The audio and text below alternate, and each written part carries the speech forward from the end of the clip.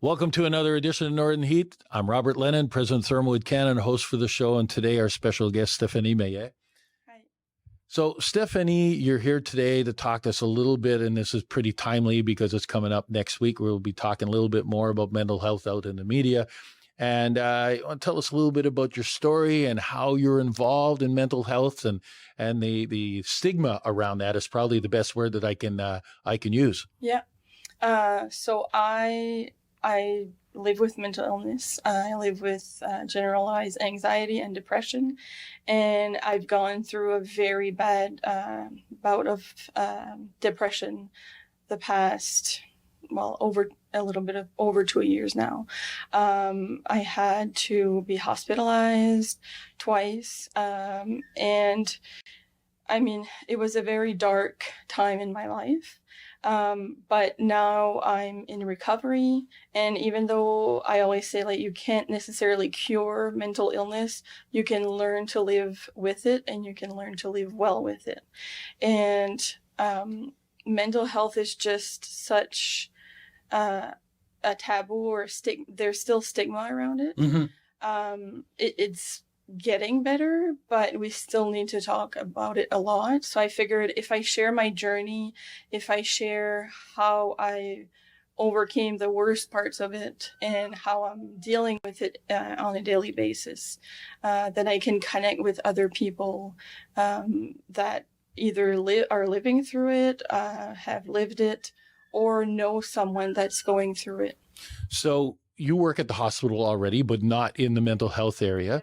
But you participate and help as a spokesperson. Is that exactly what you do, or how do you get involved in helping? Yeah, I'm a member of they call it the recovery committee or comité de rétablissement for Zone 6. So I'm part of the committee as a person with lived experience. So I can help the professionals give my opinion and things like that. When it comes to interventions and things like that. I'm also part of the Chaleur Suicide Prevention Committee.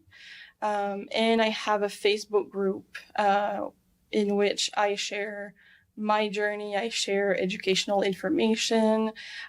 Some people will share their stories as well in it. And it's really just to have people have hope, because when you can keep up the hope, that's really the key, especially when you're down in the darkest holes. And also just connecting with people who actually understand what it's like to live with a mental illness. It's actually very powerful. And it's all around what you say, sharing and having kind of support if you want to, right? Yeah, exactly. So how do people get a hold of you, or if they are troubled and want to get a hold of somebody, how do they do that? So my personal group, it's called Mental Health. We all have one, because as soon as you have a functioning brain, you have a mental health. And sometimes we forget that mental health, we need to take care of it as same as physical health. So they can find my group on Facebook.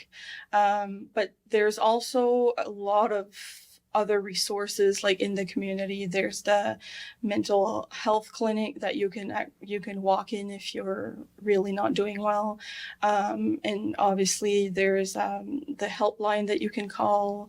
If you're in a crisis, you can go to the emergency, and there's also a lot of other resources, either online or like in clinics and things like that. Well, what I'm also hearing you tell is the fact that people shouldn't be afraid to reach out for help and not try to do this on their own. Exactly. A lot of the times when we're living through it, we feel very alone. And we feel that if we talk about it, people are going to see us differently, and it's a weakness to talk about it, but it's actually a strength to go out and seek help and talk to someone. Sometimes it's just talking and feeling that you've been listened to, and reaching out for help is really the first step in getting better. Like if somebody had cancer, we wouldn't say, well, don't do anything about it. Yeah. So Yeah, it's the same. exactly. It's the same thing. Yeah. For a mental illness. Yeah, and it's something you, like you said, you got to live with and figure out how to live with. Yeah. But without talking to other people, how would you ever know? Exactly. Yeah. So listen, I really appreciate the fact that you've come in here and talk about this because, again, like you mentioned, there's a stigma around mental health. More people got to talk about it as something that's there and how they can support and how they can work with it and how you can live through this. Yeah. For both the people that have it and people that don't. Exactly. For the people who never lived through mental illness, it's very hard to understand what it's like. But when you educate yourself about it, like in my group, I share the good and the bad days. So people who have like family members or loved ones, they can really get a sense of what it's like to go through that. By the age of 40, 1 in 2 Canadians will have had or will have a mental illness. So those are big numbers. Yeah. So if we look like just in our household, there's probably at least one person that is struggling or has struggled at some point. Yeah. And, I tend to ask this, but have things changed over time, or is it just that now people are talking about it more? So now we're starting to realize that the problem has always been there, but it's just bigger than we thought because more people are talking about it. Yeah, I think that's it. I think people are talking about it more. And I think one of the silver linings of the pandemic was to bring up the issue of mental health because a lot more people were affected, were isolated, and it kind of brought the problem to light. Mm-hmm. Yeah, the pandemic brought the problem to a light of a lot of things, but mental health was definitely one of the ones. So, listen, I appreciate the fact that you came in and talked to us about it. The fact that you're out there helping people definitely is going to be part of trying to break down that stigma. And thank you very much for doing that because it takes a lot of courage to be able to get out there and talk about that. And my hat's off to you for doing that. Well, thank you. There we are.